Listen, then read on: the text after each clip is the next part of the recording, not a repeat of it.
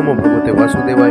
अब हम श्रीमद् भागवत महापुराण के 10वें स्कंद के 51वें अध्याय काल यवन का भस्म होना और मुचोकंद नाम के राजा की कथा आरंभ करने जा रहे हैं। सभी श्रोताओं से परम विनती है कि ओम नमो नारायण चैनल एक सनातन चैनल है जिसका मुख्य उद्देश्य श्रीमद् भागवत महापुराण की पुण्यमयी कथाओं को संस्कृत से हिंदी में रूपांतरित करके आप तक पहुंचाना है। आइए पाठ को आरंभ करते हैं। श्री सुखदेव मुनि जी कहते हैं, प्रिय परीक्षित, जिस समय भगवान श्री कृष्ण मथुरा नगर के मुख्य द्वार से निकले उस समय ऐसा मालूम पड़ा मानो पूर्व दिशा से चंद्र अर्थात चांद उदय हो रहा हो। उनका श्यामल अर्थात काला काला सा शरीर अत्यंत ही देखने लायक था। उस पर रेशमी पीले कपड़े की छटा निराली ही थी। छाती पर सोने की रेखा के रूप में श्री वत्स का चिन्ह शोभा पा रहा था। श्री वत्स का चिन्ह छाती में शोभा पा रहा था। श्री वत्स का चिन्ह वो निशान है जब भृगु ऋषि जी ने भगवान विष्णु के छाती में अपने पैर से लात मारी थी तो उनकी छाती पर भृगु ऋषि के अंगूठे का निशान हो गया था और उस पे सफेद सफेद बाल उगाए थे। इसे ही वत्स चिन्ह के नाम से जाना जाता है। और गले में कौस्तुभ मणि अर्थात बहुत ही सुंदर मणि जगमगा रही थी। 4 भुजाएं थी जो लंबी लंबी और कुछ मोटी मोटी थी। हाल के खिले हुए कमल के समान कोमल और रतन के समान आंखें थी। मुख कमल पर शशि राशि अर्थात जैसे चांद ही आनंद से खेल रहा हो। कपोलों की छटा अर्थात गाल थे जो वो भी बहुत ही निराले थे। मंद मंद मुस्कान देखने वालों के मन को चुरा लेती थी।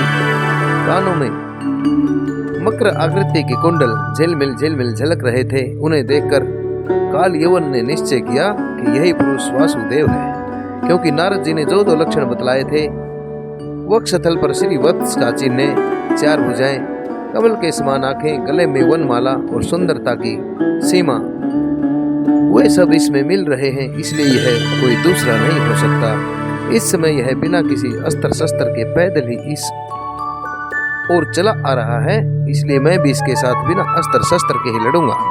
ऐसा निश्चय करके जब काल यवन भगवान श्री कृष्ण की ओर दौड़ा तब वे दूसरी ओर मुंह करके रणभूमि से भाग चले और उन योगी दुर्लभ प्रभु को पकड़ने के लिए काल यवन उनके पीछे पीछे दौड़ने लगा। रणछोड़ के नाम से प्रसिद्ध भगवान लीला करते हुए भाग रहे थे, अर्थात रण के क्षेत्र को छोड़कर जो भाग जाए उसे रणछोड़ कहते हैं। तो रणछोड़ नाम भगवान का इसीलिए पड़ा है। रणछोड़ भगवान लीला करते हुए भाग रहे थे। काल यवन कदम कदम पर यही समझता था कि अब पकड़ा तब पकड़ा। इस प्रकार भगवान उसे बहुत दूर एक पहाड़ की गुफा में ले गए। काल यवन पीछे से बार बार आक्षेप करता रहा, आवाजें लगाता रहा, अरे भाई, तुम परम यशस्वी यदुवंश में पैदा हुए हो, तुम्हारा इस प्रकार युद्ध छोड़कर भागना अनुचित है। तुम्हारा इस प्रकार से युद्ध छोड़कर भागना उचित नहीं है। परंतु अभी उसके अशुभ निशेष नहीं हुए थे। कहने का भाव यह है कि काल यवन के अभी कुछ पुण्य बाकी थे, इसलिए वह भगवान को पाने में समर्थ न हो सका। उसके आक्षेप करते रहने पर भी भगवान उस पर्वत की गुफा में घुस गए। उनके पीछे काल यवन भी घुस गया। वहां उसने एक दूसरे ही मनुष्य को सोते हुए देखा, अर्थात काल यवन ने पर्वत की गुफा में घुसने पर वहां पर एक मनुष्य को सोते हुए देखा। उसे देखकर काल यवन ने यही सोचा कि देखो तो सही, यह मुझे इस प्रकार इतनी दूर ले आया और अब इस तरह मानो इसे कुछ पता ही न हो, साधु बाबा बनकर सो रहा है। यह सोचकर उस मूर्ख ने उसे कसकर एक लात मार दी। वह पुरुष वहां बहुत दिनों से सोया हुआ था। पैर की ठोकर लगने से वह उठ पड़ा और धीरे धीरे उसने अपनी आंखें खोली। इधर उधर देखने पर पास ही काल यवन खड़ा हुआ दिखाई दिया। परीक्षित, वह पुरुष इस प्रकार ठोकर मारकर जगाए जाने से कुछ रुष्ट हो गया। उसकी दृष्टि पड़ते ही काल यवन के शरीर में आग पैदा हो गई और वह अक्षण भर में उसी पल में वहीं पर जलकर राख का ढेर हो गया। राजा परीक्षित ने पूछा, भगवान अर्थात हे मुनि जी, हे महाराज, हे सुखदेव मुनि जी, जिसकी दृष्टिपात मात्र से अर्थात दृष्टि पड़ते ही काल यवन जलकर भस्म हो गया था, वो पुरुष कौन था और किस वंश का था, उसकी कैसी शक्ति थी और वह किसका पुत्र था। आप कृपा करके यह भी बतलाइए कि वह पर्वत की गुफा में जाकर क्यों सो रहा था। सुखदेव मुनि जी कहते हैं, परीक्षित, वे इक्ष्वाकु वंशी महाराज मानधाता के पुत्र महाराजा मुचुकुंद थे।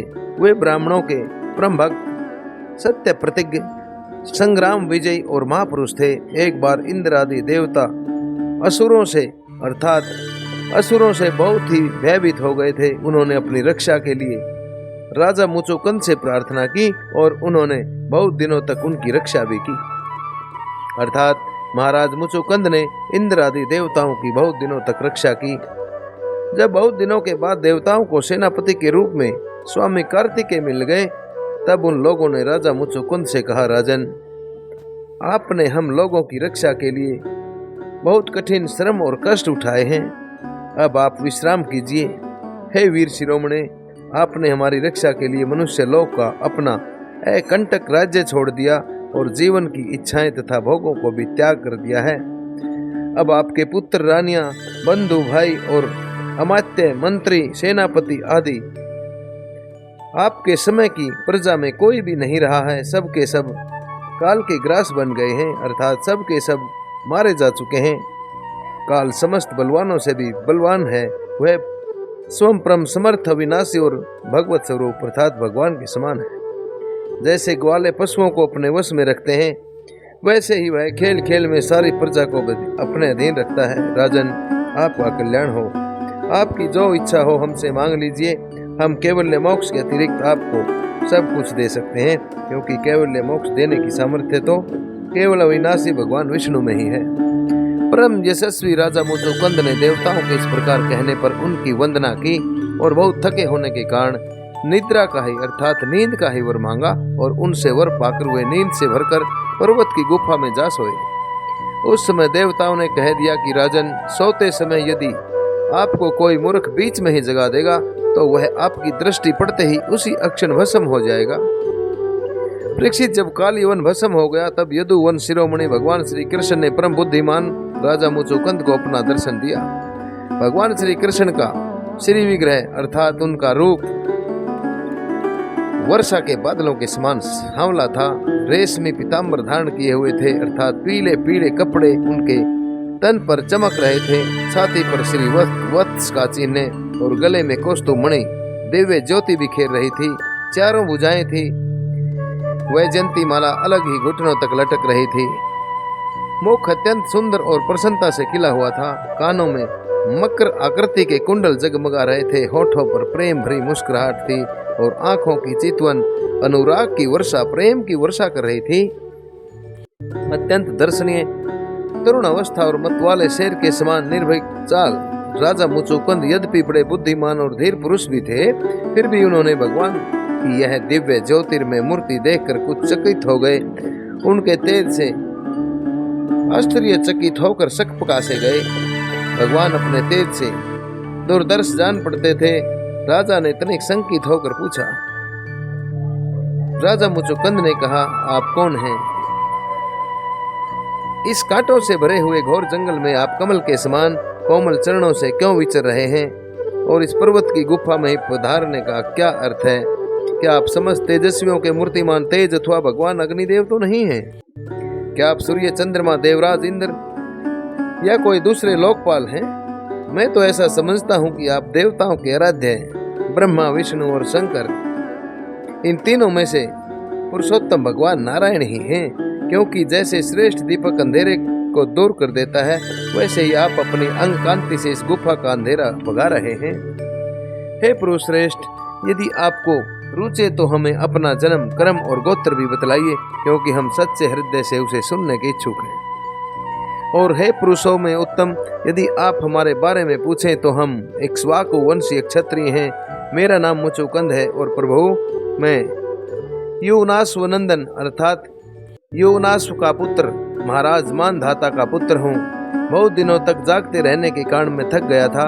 नींद ने मेरी समस्त इंद्रियों की शक्ति छीन ली थी, उन्हें बेकाम कर दिया था।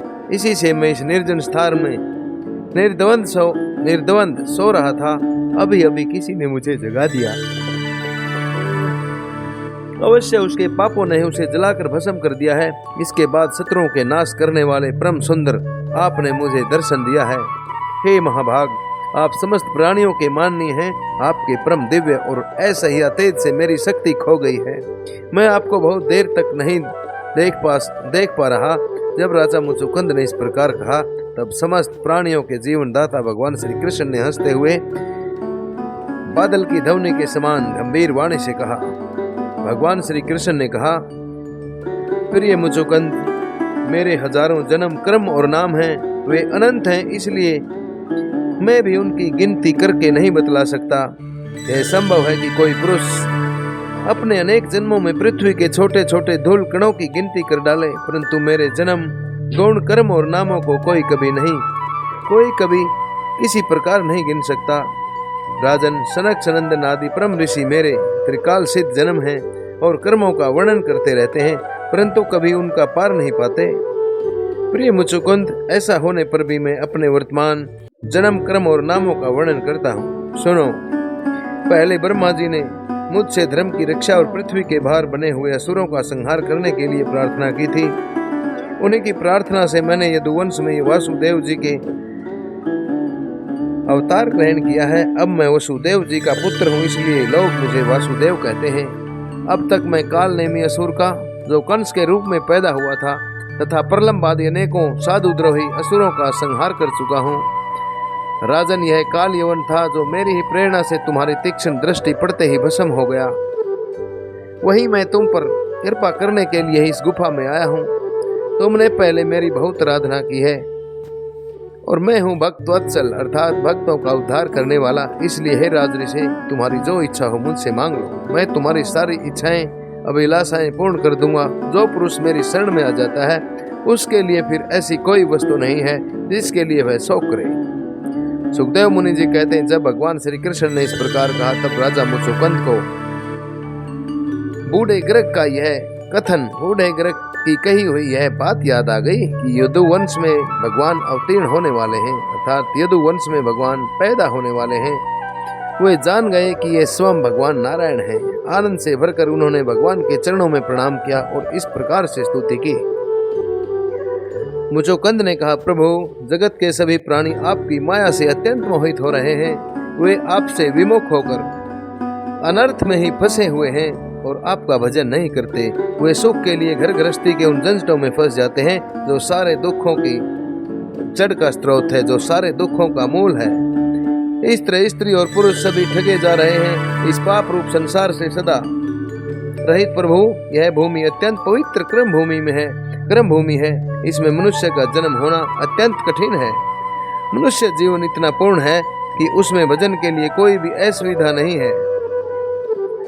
अपने परम सौभाग्य और भगवान की अहेतु कृपा से उसे अनायास ही प्राप्त करके भी जो अपनी मति गति और असत संसार में, अर्थात जो सत्य संसार नहीं है, जो असत्य ही है और तुच्छ विषय सुख के लिए ही सारा प्रयत्न करते हुए घर गृहस्थी के अंधेरे कुएं में पड़े रहते हैं, भगवान के चरण कमलों की उपासना नहीं करते, भजन नहीं करते, वे तो ठीक उस पशु के समान हैं जो तुच्छ तृण के लोभ से अंधेरे कुएं में गिर जाता है। भगवान, मैं राजा था, राज्य लक्ष्मी के अभिमान से मैं मतवाला हो रहा था। इस मरने वाले शरीर को ही मैं आत्मा अपना स्वरूप समझ रहा था और राजकुमार, रानी, खजाना और पृथ्वी के लोभ मोह में ही फंसा हुआ था। उन वस्तुओं की चिंता दिन रात मेरे गले लगी रहती थी। इस प्रकार मेरे जीवन का यह अमूल्य समय बिल्कुल निष्फल और व्यर्थ चला गया। जो शरीर प्रत्यक्ष ही घड़े और भीत के समान मिट्टी का है और दृश्य होने के कारण उन्हीं के समान अपने से अलग भी है, उसी को मैंने अपना स्वरूप मान लिया था और फिर अपने को मान बैठा था नरदेव, अर्थात मनुष्यों का देवता, मनुष्यों का स्वामी।